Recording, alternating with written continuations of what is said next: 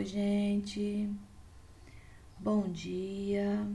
Vamos já início ao nosso conteúdo, tá? A gente já aprendeu um pouco, né, sobre a oxidação de álcoois, né? Em álcool primário, secundário, terciário. A gente viu que no álcool primário a gente tem a formação, né, de um aldeído e depois de um ácido carboxílico, né? Ou seja, a oxidação continua, né? Visto que a gente tem o hidrogênio disponível, né? Aí o oxigênio vai lá e ataca. A gente viu também que no álcool primário a gente tem uma exceção que é o metanol, né? E no metanol a gente tem a formação do ácido carbônico. O que acontece? Só revisando, tá, gente? O que acontece nesse ácido carbônico? Tem uma instabilidade, né? Então, ele se decompõe, tá? Ocorre a formação do CO2 mais água, né? O que acontece? Ele sofre uma desidratação, tá? A moléculazinha de água vai embora, a molequinha de água vai embora e a ligação do carbono do oxigênio, né, se reorganiza e a gente tem a formação do CO2 mais água. É a única exceção, né? É a exceção do álcool primário. Quando a gente vai tratando do metanol, a oxidação não vai continuar, né? A gente não vai ter a formação de um aldeído e de um ácido carboxílico. Assim, no final, a gente não tem a formação do ácido carboxílico. O que a gente tem no final? A gente tem a formação do CO2 mais água, tá? Visto que o ácido carbônico, né, ele é instável, tá bom? Nos álcools secundários, o que a gente tem? A gente tem a formação de cetonas, tá? A gente lembra que quando a gente tem duas hidroxilas de um carbono, no mesmo carbono, isso aqui é instável, né? Logo, uma molequinha de água vai embora, né? Por aqui, esse caminho. Quando ela vai embora, né, ocorre uma reorganização dessa ligação aqui e a formação de cetona mais água, isso em álcoois secundários. Quando a gente estiver tratando de álcools terciários, como vocês sabem, como vocês lembram, né, a gente não tem um hidrogênio aqui disponível nesse carbono, né, nesse carbono terciário, então o que acontece? O meu oxigênio não vai atacar, então o álcool terciário não sofre oxidação, né? Resumindo, álcool primário, a gente tem a formação do aldeído, a oxidação continua, né? Por conta desse rapazinho aqui. Então, a gente tem a formação de ácidos carboxílicos. Quando a gente estiver tratando do álcool secundário, a gente tem formação de cetona, né? Mais água, tá? E no álcool terciário não ocorre, não, nós não temos a oxidação, tá? A redução, o que a gente tem? A gente pode obter álcoois, né, por redução, né? O que acontece é só o oposto, né? O caminho que a gente segue para oxidação, a gente segue ao contrário para redução, né? Ao passo que eu aumento o oxigênio, né, para que haja a oxidação, quando eu estou aumentando a quantidade de hidrogênio, eu obtenho o que é uma redução, né? A dica que vocês já sabem é aquela, né? Quanto maior a quantidade de oxigênio, o meu composto orgânico sofreu oxidação. Quanto maior a quantidade de hidrogênio, o meu composto orgânico sofreu redução, certo? E agora a gente vai ter contato com a oxidação em alcenos, né? O que acontece na oxidação em alcenos? A gente tem a oxidação branda, a ozonólise e a oxidação enérgica, tá? Só para relembrar, né, a gente tem aqui esse hidrocarboneto, ele é um alceno, por quê? Por causa dessa ligação dupla. Lembram? Em ligação dupla, carbono, hidrogênio, ligação dupla. Então, é esse rapazinho, né? Esse é um modelo, né? Assim, são os alcenos que vão sofrer esse tipo de oxidação, oxidação branda, ozonólise ou oxidação enérgica, tá? E o que vai depender? Gente, na oxidação branda, o que a gente tem? Esse rapaz aqui, ó, o pergamanato de potássio, ele é um agente oxidante, tá? E o que ele causa? Ele causa uma adição à ligação dupla, certo? Essa ligação dupla aqui, ó, ela é quebrada, só que ela é quebrada somente a ligação pi, tá? E o que acontece? Acontece a entrada de uma hidroxila, né? Do OH, em cada um dos carbonos, tá bom? a ligação π é quebrada e ocorre o quê? A adição, né, a introdução de hidroxilas, certo? Nos carbonos que fazem parte da dupla, tá? Essa oxidação branda acontece em um meio básico, que é o OH-, evidenciando que esse é um meio básico, tá? O agente oxidante é o pergamonato de potássio e água presente, certo? Meio aquoso. O que acontece? A gente tem a formação de diol vicinal, tá? O que é um diol vicinal? Um glicol.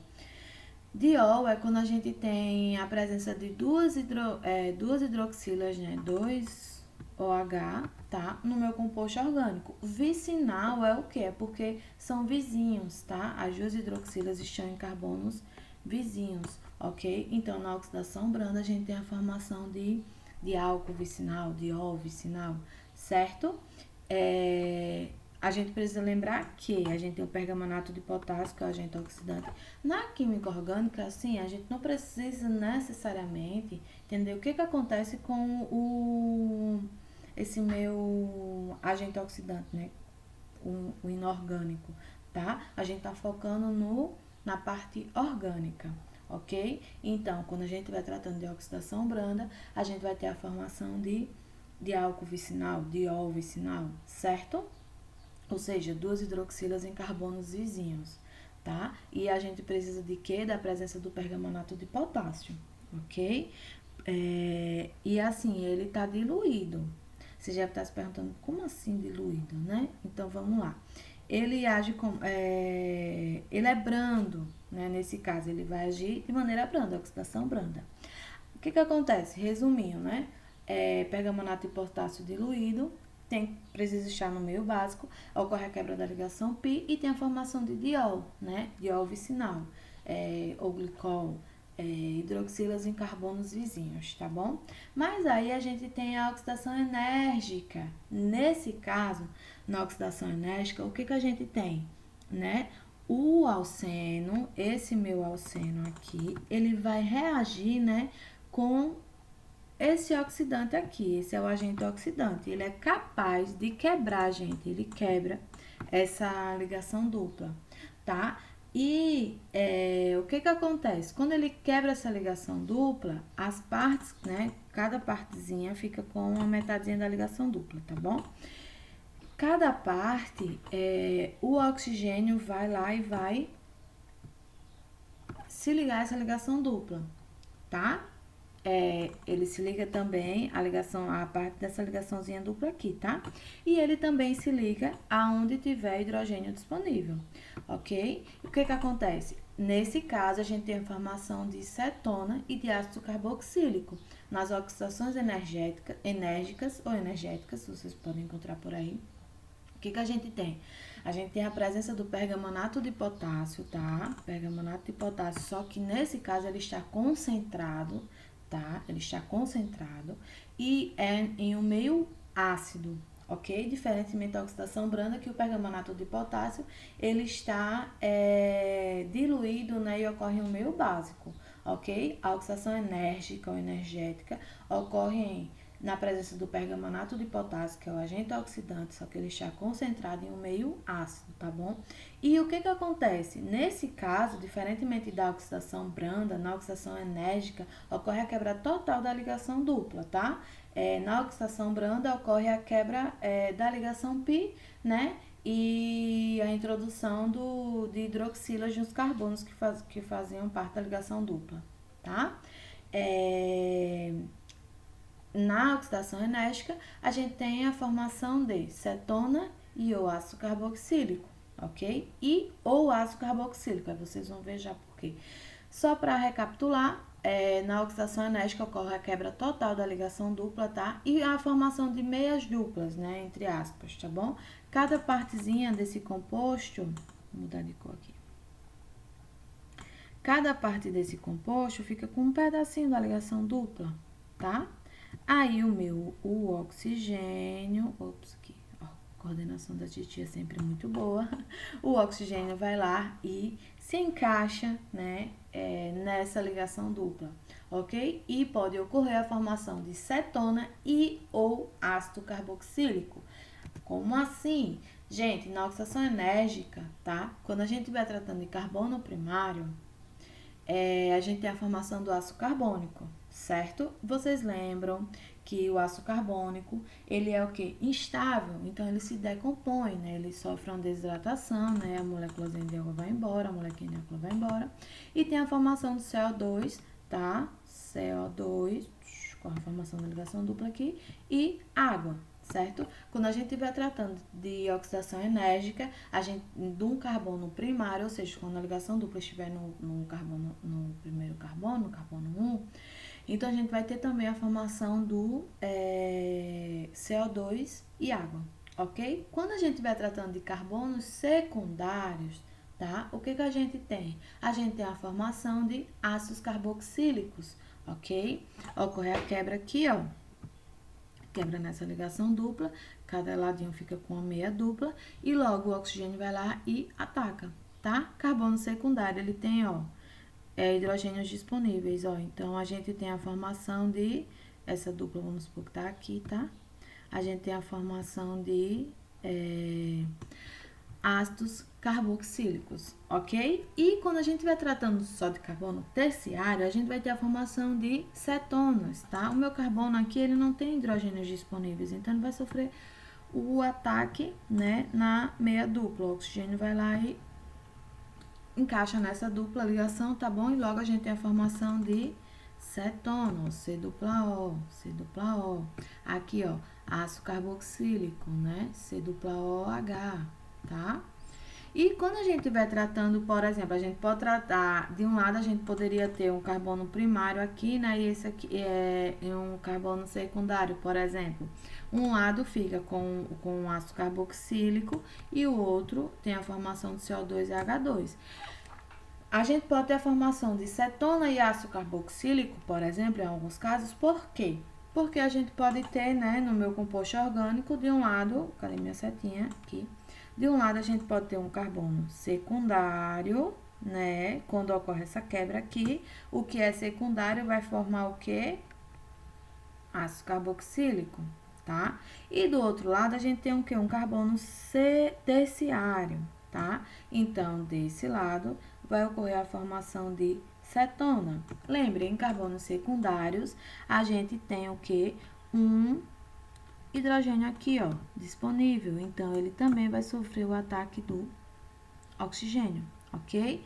Recapitulando, na oxidação enérgica, a gente pode ter a formação do CO2, né, da água, do CO2, né, porque a gente tem a formação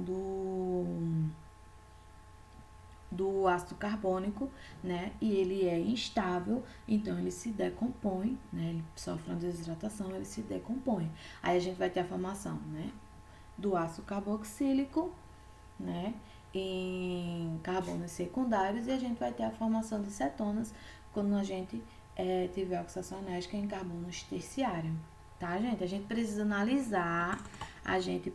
analisar o que cada molécula, o que cada parte do meu composto orgânico ficou. Se desse lado mudar a cor aqui de novo.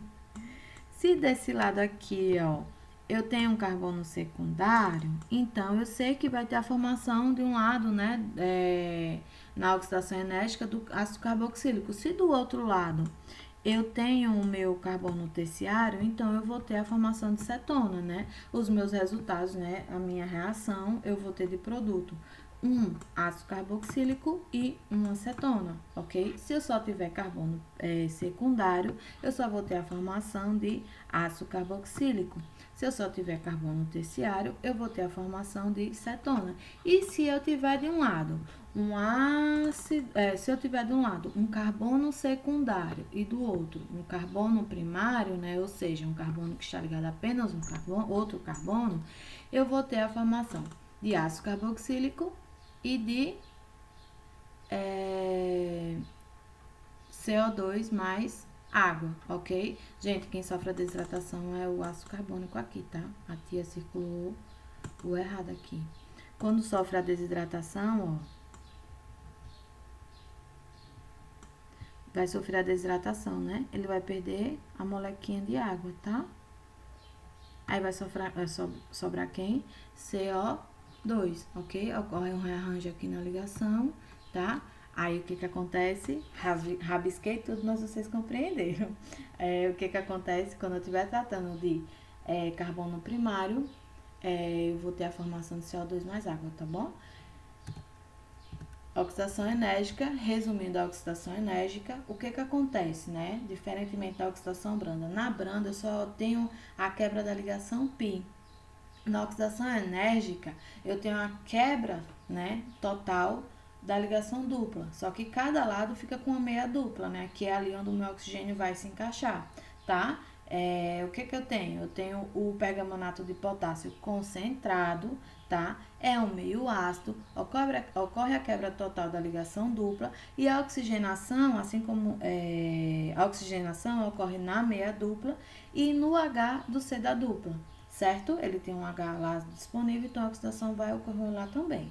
A gente pode ter a formação de ácido carboxílico e ou cetônico. Quando a gente vai tratando de carbono primário, a gente pode ter também a formação de CO2 mais água, ok? Este quadrinho aqui eu vou enviar para vocês ele limpinho, sem esses rabiscos da titia, tá? Na ozonólise, o que que a gente tem? A gente tem uma quebra por ozônio, tá? Essa reação, ela é feita em um meio aquoso e na presença do pó zinco, tá? Gente, aqui também ocorre a quebra da ligação dupla, tá? A quebra total dessa ligação dupla. Cada lado fica com uma meia dupla, né? E o oxigênio é adicionado, né, em cada fragmento, tá? Nessa ligação dupla.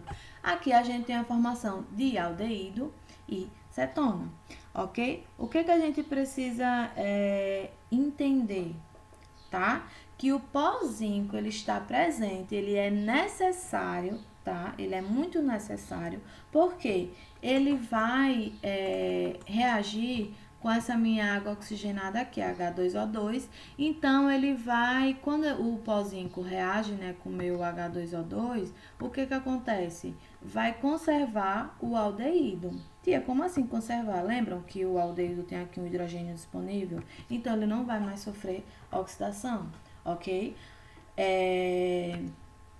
Aqui é um exemplo do que acontece, tá, gente? Mais detalhado, a gente tem o quê? A gente tem o alceno, a gente tem o ozônio, tá? E o que que acontece? Ocorre a formação do ozonídeo, tá? Esse ozonídeo, ele ocorre uma quebra em Y. Ó, deixa eu fazer um Y bem bonitinho. Y, tá? Quando ocorre essa quebra em Y, ocorre um rearranjo, tá? As ligações duplas se formam, tá? Aí a gente tem a formação de aldeído e cetona, né? E um oxigênio vem para cá, para a água, ok? Então, ó, as ligações, né, se rearranjaram quando ocorre essa quebra, né? E a gente tem a formação de cetona, de aldeído e de H2O2, tá? Um dos oxigênios do meu ozônio, né, se liga à água, ok? E o zinco precisa estar presente para que haja, né, a conservação do meu aldeído, certo? Resuminho, né, ozonólise é a quebra, né, da ligação dupla, certo? Ocorre um meio aquoso, zinco em pó, forma o ozonídeo, quebra total da ligação dupla e oxigenação das meias duplas, gente. As meias duplas é quando essa minha ligaçãozinha dupla aqui, ó, ela é quebrada, né? O oxigênio ataca, né? Onde tem meia dupla, o oxigênio ataca, tá? E a gente tem a formação de aldeídos ou cetonas, né? Vai depender do carbono, se ele é um secundário, se ele é um carbono terciário. Ok, gente? Vou resumir mais ainda, tá? A gente hoje aprendeu sobre A oxidação branda, né? A ozonólise e a oxidação enérgica ou energética, né? Vocês podem encontrar, tá? São oxidações que ocorrem em alcenos, certo? Ou seja, a oxidação ocorre um aumento, né, de oxigênio, tá? No meu hidrocarboneto, tá bom? O que acontece na oxidação branda? A gente tem a formação de diálcool, né? Diol, vicinal, né? Hidroxilas em carbonos vizinhos. Na ozonólise, a gente tem a formação de cetona e aldeído. E a quebra ocorre pelo ozônio, tá, gente? E quando ocorre essa quebra, a gente precisa ter o zinco presente, né? Porque tem a formação do H2O2, né? Da minha água oxigenada. E isso permite que eles reajam, né? E não e conservem o aldeído. Então, gente, a gente não pode confundir, tá, a ozonólise com a oxidação enérgica, tá? Na oxidação enérgica, a gente vai ter a formação de aldeído e cetona, mas a gente tem a liberação do H2O2 e o aldeído ele é conservado graças à presença do zinco em pó, tá certo? Na oxidação enérgica, diferentemente da oxidação branda, né? Na oxidação branda só ocorre a quebra da ligação π. O que tem na oxidação enérgica? Ocorre a quebra total da ligação dupla, né? Cada parte, gente, cada parte, né? Fica com meia dupla. E é aí onde o oxigênio vai se adicionar, né? O oxigênio, ele se adiciona em cada fragmento, tá bom? E a gente tem a formação de ácidos carboxílicos e ou cetona, né? E tudo vai depender do quê? Do meu carbono. Se ele é um carbono primário, se ele é um carbono secundário, se ele é um carbono terciário. Lembrando que quando a gente tem a presença do carbono primário, a gente tem a formação do ácido carbônico, né? E esse ácido carbônico, né? Ele é instável. Então, ele vai se decompor e ele se decompõe em CO2 mais água. Tá, gente? Qualquer dúvida, qualquer curiosidade, podem me procurar e a gente se encontra amanhã no nosso momento ao vivo.